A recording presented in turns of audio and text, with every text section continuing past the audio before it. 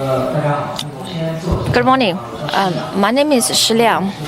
I am the senior security expert at Ali Cloud, or the intelligence cloud, Ali intelligence team. I would like to invite every panelist to introduce themselves. My name is Liu Wenying. I'm working at Guangdong University of Technology. My major was in module recognition. Since 2004, I have been in this area for about 30 years. Since 2004, I have been doing research into the phishing websites. And phishing websites actually is the area I started with the web security research. And it is a very non-traditional area of web security. I graduated from Tsinghua University. I got my bachelor's degrees, and I got my doctorate degree from Israel University of Technology. And then I worked in many different capacities, and I am working as the web security engineer. My name is Ji Shouling. I worked for Zhejiang University. My major of my second major in my second doctor's is about web security. My name is Dong Jing. I'm a founder of the Service Gate. It's also about this. We have been committing about 5 years to data security, and our business has also expanded to the risk monitoring and pre-warning. And we have a very heavyweight panelists here representing both the business circle as well as the research circle. And all these panelists, could you please use one sentence to express your observations on this competition of security algorithm? Yesterday, I had a very long day, but it was a very exciting day. I was too excited to get to sleep. I worked in university. I saw many students involved in different areas of scientific research. When it came to this computing conference, I found lots of things to learn, especially many new or freshmen, or they didn't have much knowledge about web security, but they achieved quite well in this competition. I was amazed to see the results, and I think this competition is very interesting. It helps us to locate and to find those people of great potentials. I think I was regretful that I didn't have the opportunity to attend this competition. Personally, as I told my students that we should enhance our capabilities and to become a real and authentic research in this web security, and this competition creates a platform for such capability building. In the past 2 years, I took part in this competition, including the previous competition. I share with the observation of Mr. Xiao that this year's contestants outperform the previous ones, and they were very enthusiastic about this algorithm competition, and they tried to tackle those practical and action-oriented problems. And we believe that most of the results of the algorithms will be applied to pragmatic use. And look, you see there's a growing number of startups in web security, and especially in Silicon Valley and in China as well. And could you please share with us your observations on the web security, business security, and organizational security? Do you have anything to offer? What kind of role AI can play to address? What kind of problems or security problems can AI address? And in our contest or in our battle against the hackers, what is the role of the AI? I would like to begin first. Last year, when I came back from abroad, I saw that web security is quite has gone viral, and this year, AI has gone viral. And web security and AI, when they combine together, I think is because my major is in data. This is my major, and I'm interested in major. I think the combination is perfect. So long as there is data, there is the demand for security, and AI and machine learning. As far as I'm concerned, I think they are only tools and means to ends. I think there are many applications. I can use AI and machine learning. I can develop some tools. I can develop automatic source hacking or source attacking technologies. I think this we can think otherwise. We can use AI to develop some tools. And including what we have done now, that is to build a new system based on AI, just like to do the recovering learning, in-depth learning. How can we generate some verification code so that only people can read those code, but machines cannot do that.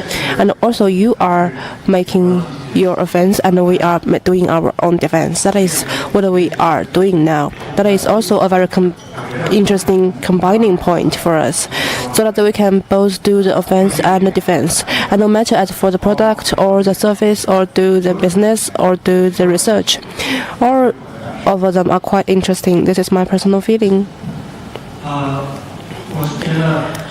Personally, I think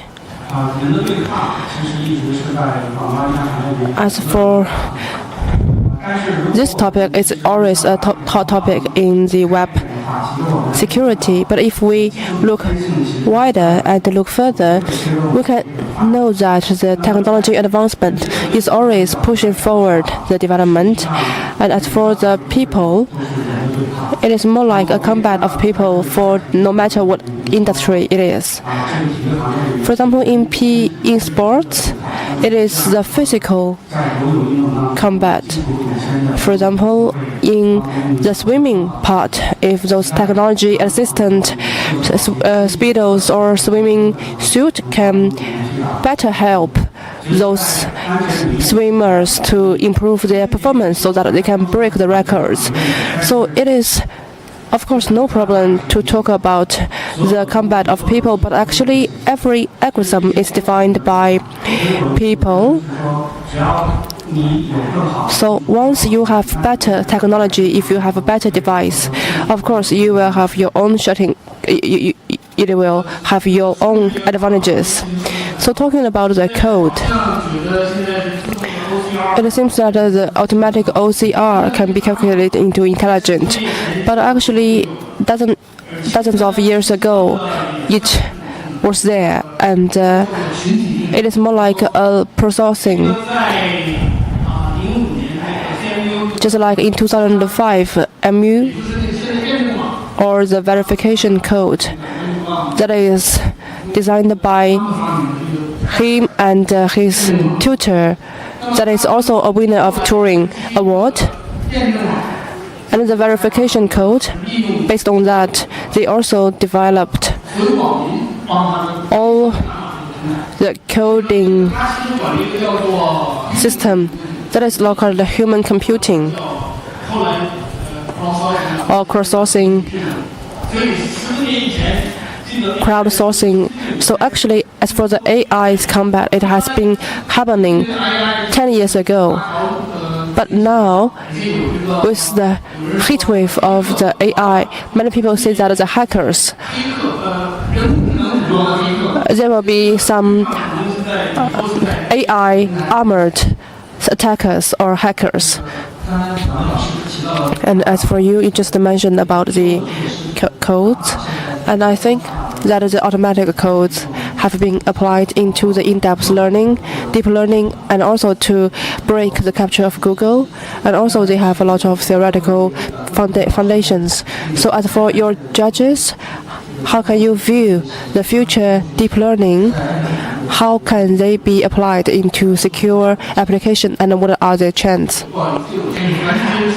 So I'd like still continue the topic of code. And my personally a suggestion is that the verification code should be eliminated because it used to. The purpose is to block those machines, but actually it now is more making people confused instead of machines. So I think this kind of verification code should be stepping out of the stage of history, so that there are a lot of new applications. Because as for the machines, their readings of verification is much easier than the people. So I think that one is not so useful as before. So the capture and the recapture, they used all the net things to do the work for them. That is the people-assisted OCR. It can achieve 99.91%. That means if you use the typos to do that, even if there is only 99% of the accuracy, but they use the crowdsourcing platform to do that, it can even accept larger or more accurate than the people. And even if without the OCI by AI, even if we use the crowdsourcing, it is much higher than the people itself. So I think 12306 website is to buy the ticket because I cannot pass the verification code. I have to pass a lot of times to get the verification code. And actually it is more confusing for general public.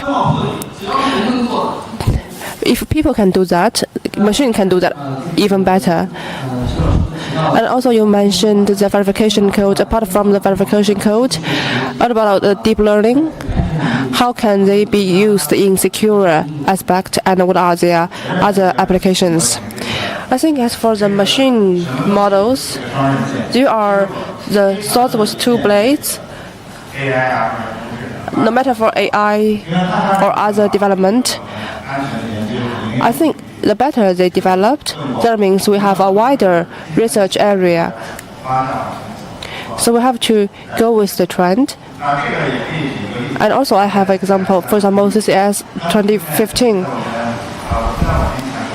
And in my previous opinion, that it was the first time to launch the RSA preserving deep learning. That is in order to protect the privacy of deep learning. But this kind of technology, once it was launched, everyone was greatly impressed because according to our previous understanding, how can we know the deep learning and why it is so efficient? And in what part it may have the dangers of security? And we were quite confused at the time. And we were quite glad to read the desserts. But after reading the dessert, we have more confusion. And then later, we can see there was a talk, and there are 20 and 30 people who are asking questions to the speakers. It is a very popular topic. And as for the couple of years, from the research aspect, it still was very hot. Even if in research, it has enjoyed the heat for past 2 to 3 years, and it will still be quite popular. And deep learning, no matter for the security part or in other part, how will they attack or how can we defend? There are so many possibilities and so many things we don't know. And the deep learning, as for the research and as for the academia, it has been a lot of projects doing that, but as for the industries, there are not so many projects to make them launch some new products about the deep learning. So we hope there are be more applications about deep learning. And I'd like to add another thing. Personally, I have seen some applications, but most of them are not very good ones. They are used in the construction sites, but the efficiency are quite good. The outcomes are quite good. And I'd like to add that is from the realistic way, because we are in the industry. So when we see how to solve the realistic problems to use what kind of algorithm, we would necessarily to use the deep learning algorithm, but we would, according to different problems, to choose which algorithm is the best. I'm sure deep learning has a place to apply its advantages, but we know that AlphaGo. Why AlphaGo can use deep learning? I don't know whether you have think that maybe the media doesn't report a lot because they have transferred the sense of chessing to transform that into an image intuition. Actually, we know that when we play chess, it is transform or convert this kind of sense to the image. So usually this is also more like the intuition of the chess player. So that we have to find a very good angle to combine the real problem with the algorithm so that they can be combined in a very smart way. That is the core. And also I'd like to mention another, because I'd like to say a few words about the image interpretation. It is more about the image reading. Now AI has enjoyed over 60 years of histories. They have ups and downs, but the major feature is about recognition. The facial recognition is the most effective, and people are quite interested in this part, so that the recognition are used most frequently. And we would like to make the problems into a problem of deep learning. And now as for the image recognition, it is the most effective. But as for the in translation or interpretation, we are on the way to dig that or research that. And since now we can see that the voice recognition is also getting a very good development, so that they have potential in different areas. Just like in competition, there are 3 categories of risky websites. This is more like a text recognition, and if we use the deep learning, and it can solve those problems. And I think deep learning is a very hot topic, and different opinions are heard from different judges. And now let's come back to the competition. You just mentioned the secure plus algorithm, and this kind of cross-disciplinary talents are really precious. So how can we get those talents, or how can we cultivate those talents? Because I work in universities, so cultivate talents is my major responsibility. And also, I just mentioned about the deep learning. Actually, this kind of tool is quite useful no matter in which industry. It has become a tool. If you want to solve a problem, you can just use the tool. But if you want to use the tool in a good way, in an intelligent way, you have to understand the question very clear. If you want to develop in the aspect of security, you want to become an important figure in the aspect of security, you have to know clearly about the functions of the tool, and you have to have the ability to combine or to invent your own tool so that you can solve more problems. That is my personal view. That is, you have to have an in-depth understanding of the tool so that you can put the knowledge combined together so that those tools can be used in the most intelligent way. Because Zhejiang University's Information Security Department has been established last year, and that is also the first time of recruiting students. And there are 25 students, and this year there will be another 25 students we will interview for a whole day in 25th to interview the students candidate. And as I mentioned before, I am doing the CS, and later I enter into the information security. So if I can be called as a cross-boundary candidate. So my personal feeling is that security and algorithm, as for me, they have no difference. And as for me, security is the area for us to put the algorithm. No matter for security or algorithm, it is actually the foundation of our computing system, that is 0 and 1, and or the logics. So they are the fundamental or basic things.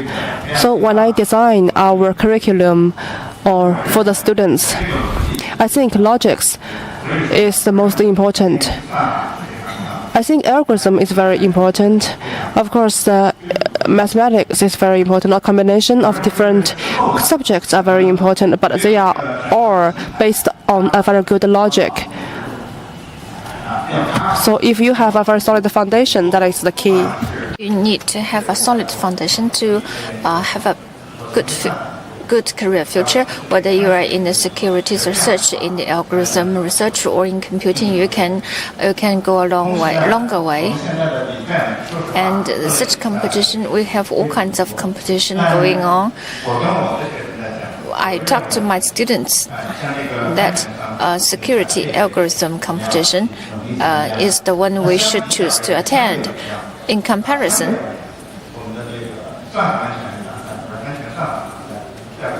we believe that in contrast, we don't have we have all kinds of competitions going on, but we don't have many algorithm security competition. This sets a very good example for students, because the students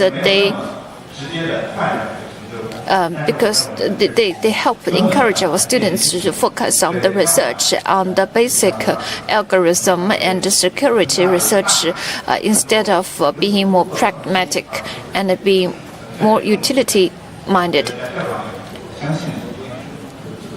I believe that this is a very conducive to the research capabilities building of our students. I totally agree with Mr. Ji.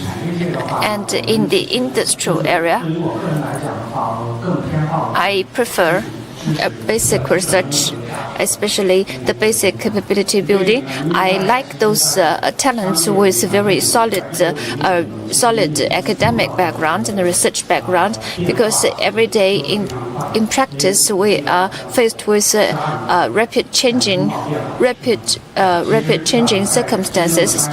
When you have to adapt yourself to those rapid changing circumstances, especially in one segmentation of the market, your leadership is quite temporary. Only when you have a solid research and background, when you have a very good logic thinking and you have outstanding capabilities, can you grow faster and can you sustain your leadership for longer time. Now you talk about the basic capabilities. Could you please tell the young people here and those who want to devote themselves to a career in algorithm and security, how they can train themselves? What kinds of skills kind of capabilities should they train themselves? I think I'm also among the young.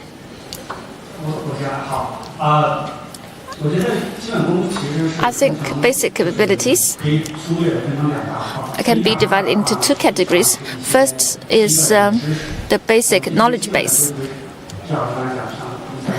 knowledge base, including dispersed mathematics and algorithms, and all those theoretical research, and including those basic and the first 3 years of the bachelor's of the university teaching.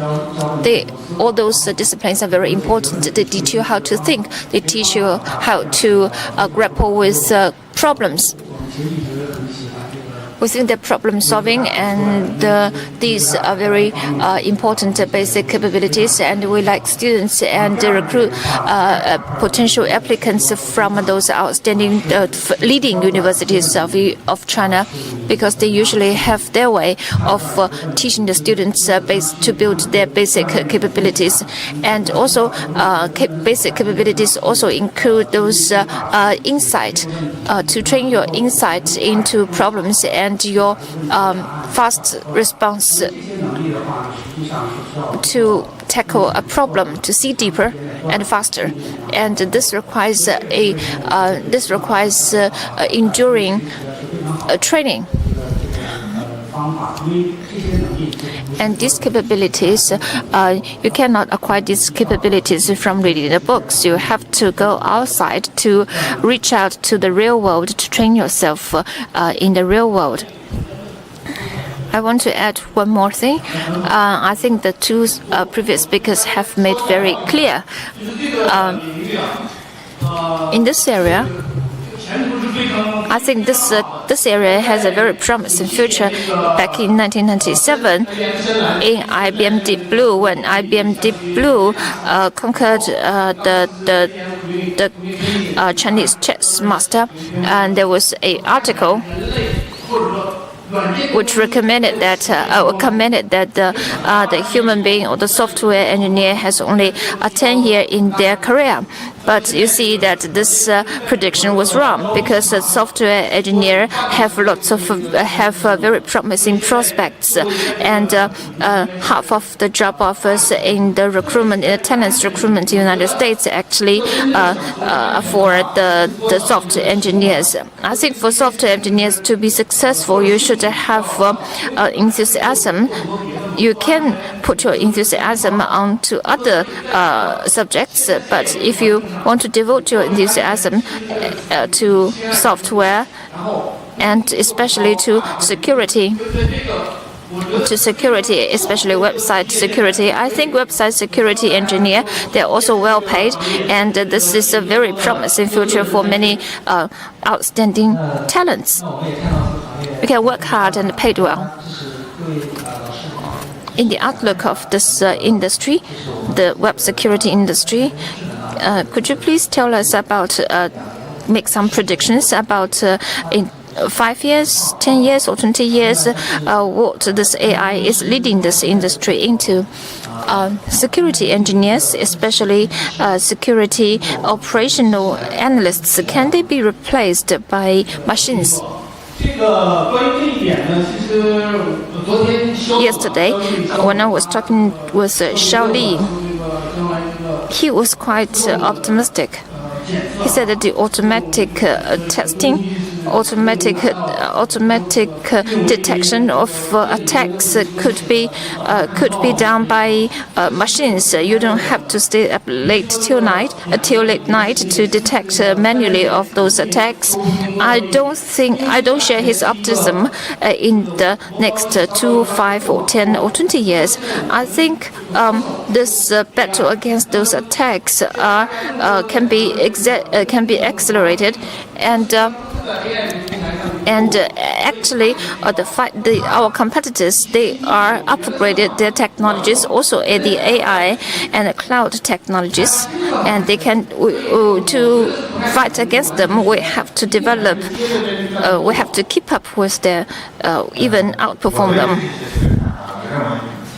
And machine learning is an extension of human beings learning, and because of the physical limitations, because human beings, we have to eat, we have to sleep, because of those physical limitations, we cannot reach our limits. But machine learning can extend such physical limitations. And so I think machine learning reflects the capabilities, the potential capabilities, despite these physical limitations. About future, in 2 to 10 years, what is my prediction? I don't have share all those concerns. I don't think human beings will be replaced. I think in Chinese we have the saying that when you are poor, you have to rethink your life. You need to change. But I think in the future, AI is now imposing lots of changes and impacts on human beings, on technological development. But in the future, such changes will be accelerated, and more wider use of AI in different sectors. I totally agree with the two previous panelists. Actually, in the replacement of AI of security engineers, there are lots of heated discussions. I think I totally agree with Mr. Ji that this is actually machine learning is the extended of human logic. And human beings cannot be replaced by anything else, but some of the work will be replaced by machines. And this also to the delight of everyone, because at the very forefront of the security engineers, many of the work, they are very routine and they're repetitive and they're very boring. Some of the work they don't want to. Some of the software engineers, they don't want to do this work because they're locked in those routine work. They don't have any chance and time to improve themselves. So if a machine can replace human beings in those repetitive and routine and boring work, the security and the software engineers can be freed from those work and can do things they want. And in the application in many industries, like the transportation industry, the computers can improve the efficiency, the processing speed of the data, and it is the same with AI technologies. In the next 5 to 10 years, AI's application in security, I think it is. There are two ways for AI to transform.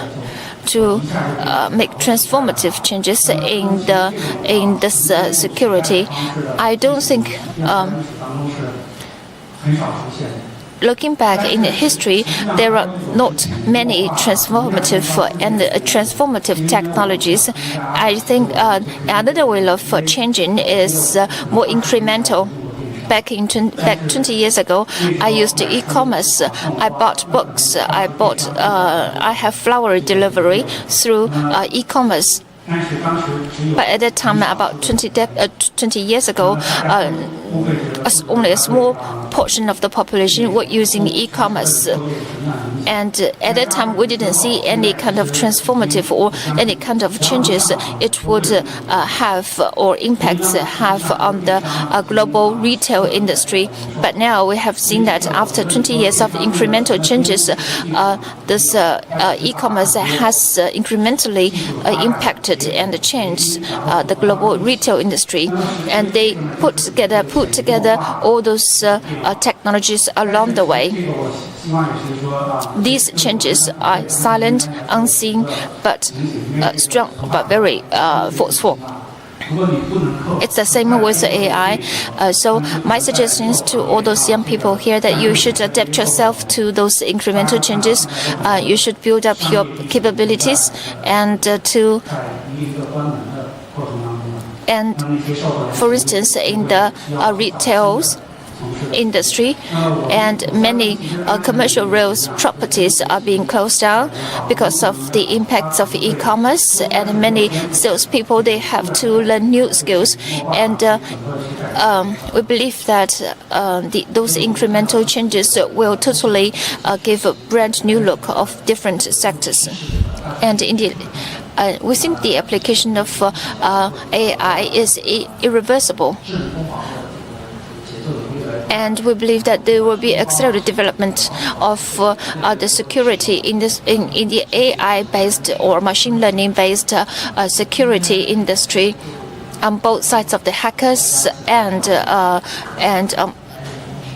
and fighters. So thank you very much for all the panelists to engage in this discussion. Thank you, thank you, Ali Yun, for this opportunity for us to share with all of you our observations.